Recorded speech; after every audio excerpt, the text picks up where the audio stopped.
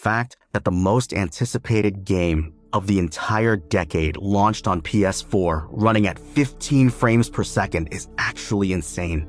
And I'm serious. Because if you think about it, this wasn't some indie studio fumbling their first big project. This was Projekt Red, the people who made The Witcher 3, sitting on 8 million pre-orders and over $750 million in revenue before a single copy had even shipped. And yet, on December 10th, 2020, when players actually got the game in their hands and put the disc into their PlayStation 4, what they got was a slideshow. A buggy, crashing, unfinished slideshow that ran worse than games from a console generation earlier. Within a week, Sony did something they had never done in the entire history of the PlayStation Store. They pulled the game, refunded everyone, delisted it completely. This is the story of the most catastrophic launch in modern gaming history, and how a studio that was once worth more than Ubisoft, the most valuable video game company in Europe, lost over $1 billion in market value in a single week. To understand how this happened, you have to go back to 2012. That's when CD Projekt Red first announced Cyberpunk 2077, May 30th, 2012, their summer conference. They didn't even have a final title yet. It was just described as a AAA game based on the Cyberpunk pen and paper RPG. The first teaser dropped in January 2013 with that now famous tagline, "Coming when it's ready." Then they went silent. 5 years of silence. While they shipped The Witcher 3 in 2015, then its 2 enormous expansions, Cyberpunk sat on the back burner. Real full-scale development didn't kick off until after the last Witcher 3 expansion, Blood and Wine, wrapped in 2016. From that point, they had roughly 4 years to build the most ambitious open-world game ever attempted. Now, you seem to like these videos because the last few blew up. A subscribe is much appreciated. They showed a 48-minute gameplay walkthrough behind closed doors that left journalists speechless. The game won over 100 awards at that single trade show. Best game, best PC game, best RPG, People's Choice. The next year, E3 2019, they brought out Keanu Reeves on stage. The hype was unreal. By August 2020, CD Projekt stock hit an all-time high of 438 Polish zloty per share, valuing the company at over 27 billion zloty. They had passed Ubisoft as the most valuable video game company in Europe. And then the delays started. The original release date was April 16th, 2020. That got pushed to September 17th, then November 19th, then finally December 10th.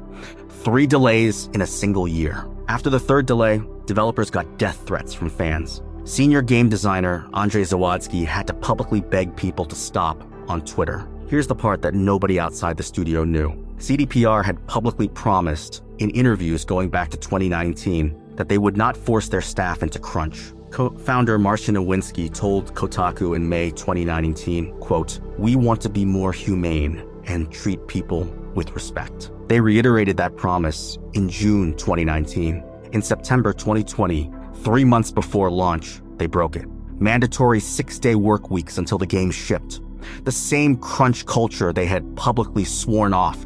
The same crunch they'd been criticized for during The Witcher 3. The reason the delays were happening, the reason the crunch became unavoidable, was the part of the game nobody was talking about in the marketing materials. The PS4 and Xbox One versions. Here's what people forget. When Cyberpunk was first announced in 2012, the PlayStation 4 hadn't even been released yet. The PS4 launched in November 2013 with hardware that was essentially a low-end PC from 2013. 8 gigabytes of GDDR5 memory shared between the CPU and GPU, an AMD Jaguar processor, 8 cores, but each core extremely weak, designed for low-power laptops, and a mechanical hard drive, a spinning disk with read speeds around 50 to 100 megabytes per second. To put that in perspective, the Jaguar CPU in the PS4 had a clock speed of 1.6 gigahertz per core. A modern desktop CPU runs at 5 gigahertz with cores that are 3 to 4 times faster per cycle. The PS4's hard drive transferred data slower than a budget USB stick you can buy at a petrol station today. And the entire system had to share memory between the graphics card and the processor, which means anything the GPU was doing was actively eating into the CPU's available RAM, and vice versa. By 2020, that hardware was 7 years old. Cyberpunk was being built to be the showcase of what next-gen PCs could do. Real-time ray tracing, global illumination, physically based rendering. A dense, vertical, fully lit open city with thousands of NPCs, dynamic traffic, complex AI behavior, and almost no loading screens. CDPR's own words from their post-launch FAQ said it bluntly, quote, "We made it even more difficult for ourselves by first wanting to make the game look epic on PCs and then adjusting it to consoles, especially old gens." Translation, they built the entire game for high-end hardware first, and then, near the end of development, tried to make it run on a 7-year-old mid-range laptop. That's not how you build a cross-platform game. The standard process is the opposite. You build for your weakest target hardware first, then scale up for stronger machines. That way, the engine, the streaming, the asset budgets, and the AI density are all designed to fit inside the smallest box. Scaling up is easy. Scaling down is murder. Compare that to how Rockstar shipped Red Dead Redemption 2 in 2018. Same generation, same console hardware, same kind of dense open world. Rockstar built that game from the ground up for the base PS4 and Xbox One, then scaled up. The result ran at a locked 30 frames per second on launch day, and is still considered one of the best-looking console games ever made. They knew their target hardware. They built within its limits. CDPR did the opposite. CDPR scaled down, and the streaming system was where it broke. In a city like Night City, the engine has to constantly load and unload chunks of the world as you move through it. Buildings, NPCs, cars, signs, lighting, audio. On a PC with an SSD, that data flies in fast enough that the player never sees the seams. On a PS4 with a spinning hard drive, the disk simply cannot read fast enough to keep up. CDPR admitted this directly. The in-game streaming system, in their own words, constantly challenged us. Disk bandwidth was the wall they kept hitting. What that meant in practice, when you actually played the game on a base PS4, was a disaster. Digital Foundry put out their analysis on December 12th, 2 days after launch. The numbers they reported were brutal. On a base PS4, the game ran at a dynamic resolution that mostly hovered around 720p, sometimes dropping below.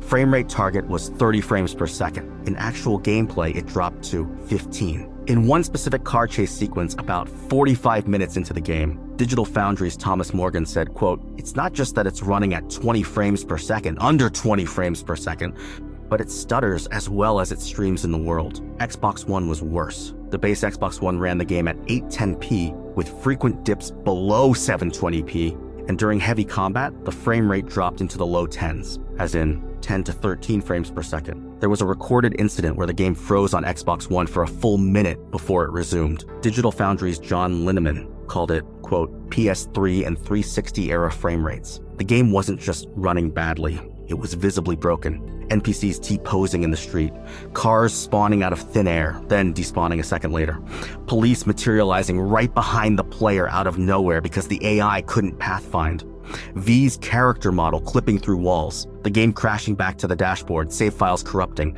reflections rendering in rooms that had no light source. People playing on base PS4 reported the game crashed every 20 to 40 minutes on average. And here is the part that took everything from a bad launch to a scandal. CDPR knew. They had to know. They had been testing the game on PS4 and Xbox One for years, and in the lead up to launch, they made a series of choices that look, with hindsight, like a coordinated effort to hide the console versions from public scrutiny. When review codes went out in early December, reviewers got PC code only. Critics from major outlets, Kotaku, IGN, GameSpot, asked for PS4 and Xbox One copies. They were told no.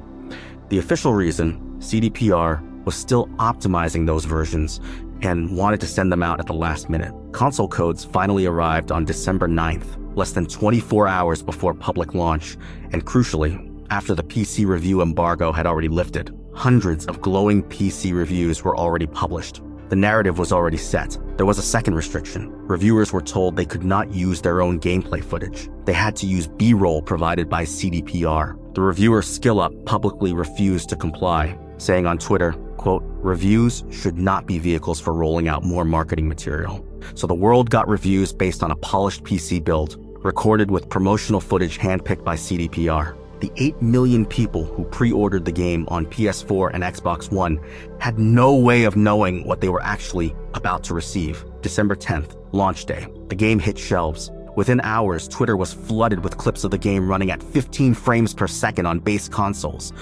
Reddit threads of bug compilations went viral. Refund requests started piling up. December 13th, CDPR posted a public apology. They acknowledged the console version did not meet the quality standard they wanted. They told players to request refunds. What they did next is the part most people gloss over. CDPR offered to personally refund any console player who couldn't get a refund through normal channels. They set up a dedicated email address. They told customers to email them with proof of purchase and they would handle it directly. This sounds generous on paper.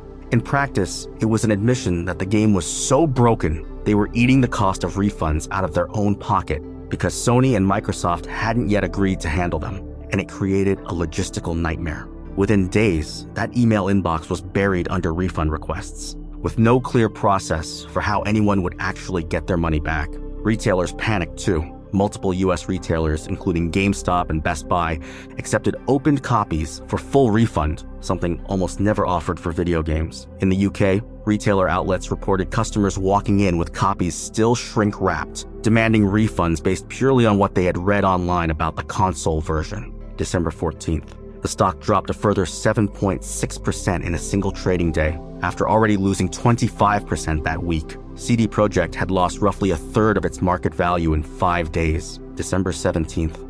Sony did something unprecedented. They removed Cyberpunk from the PlayStation Store entirely and offered full refunds to every PS4 customer. This had never happened before to a AAA title. Sony does not delist games. The closest comparison anyone could find was games getting pulled for licensing disputes, never for being too broken to sell. Microsoft chose a different route. They did not delist the game, but they did offer full refunds to dissatisfied Xbox players, which was also extraordinarily rare. The financial damage compounded fast. Within a week, CD Projekt's market cap had dropped by well over $1 billion. By 2022, the stock had fallen more than 75% from its August 2020 peak. The company lost its title as the most valuable video game studio in Poland. That crown went to Techland, the developers of Dying Light. 2 separate class action lawsuits were filed by investors who alleged CDPR had misled them about the state of the game. CDPR eventually settled in 2022 for $1.85 million. And here's the irony. The game itself, underneath all the bugs and stuttering, was good. It was ambitious. It was beautifully written. The world design was extraordinary. On a high-end PC, it was already one of the best-looking games ever made. The problem was never the vision. The problem was that CDPR shipped a game built for hardware that didn't exist in most people's homes, and then pretended it would also run on hardware from 2013. For the next 2.5 years, CDPR became a recovery operation. Patch 1.1 in January 2021, Patch 1.2 in March. Hot fixes throughout the year. Cyberpunk returned to the PlayStation Store on June 21st, 2021, 6 months after being delisted. And even then, Sony warned customers that it still didn't recommend playing it on a base PS4. The proper next-gen PS5 and Xbox Series X versions didn't arrive until February 2022, 14 months after the original launch. The Phantom Liberty expansion in September 2023 was when most critics started calling the game finally finished. By that point, the PS4 version had quietly been left behind. CDPR stopped supporting it. The base console versions of Cyberpunk were never properly fixed. They were just abandoned. And here's the broader lesson, the one that nobody at the major studios seems to have actually learned.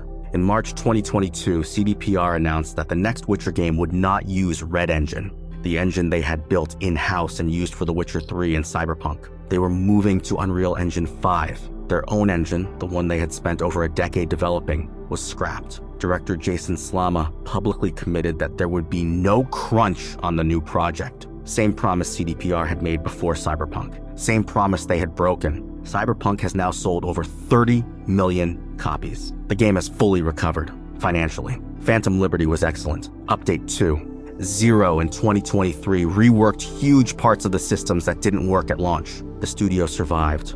The game is, today, exactly what it was always supposed to be. But here's what people forget about the launch. It wasn't just bad luck or technical hubris. It was a deliberate choice to ship a product that the developers knew was broken on the hardware most of their customers actually owned. The decision to withhold console review code, the restriction on reviewer footage, the 8 million pre-orders collected on the back of marketing that bore no resemblance to the PS4 reality, those weren't accidents. Those were calculated business decisions designed to get the money in the door before the truth got out. And the truth got out anyway, because the truth always does.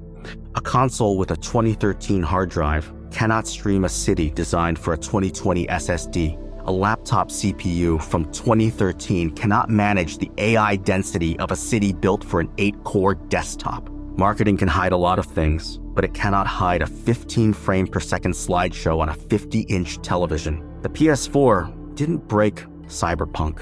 Cyberpunk broke itself by trying to live in 2 generations at once and committing fully to neither. The PS4 was just the witness, the console that finally said, no, this isn't going to work, and forced Sony to do something they had literally never done before in the history of the platform. What do you think? Did you play Cyberpunk at launch? Were you one of the people who got refunded? Let me know in the comments. That's it for today. Subscribe if you like this kind of stuff. See you in the next one.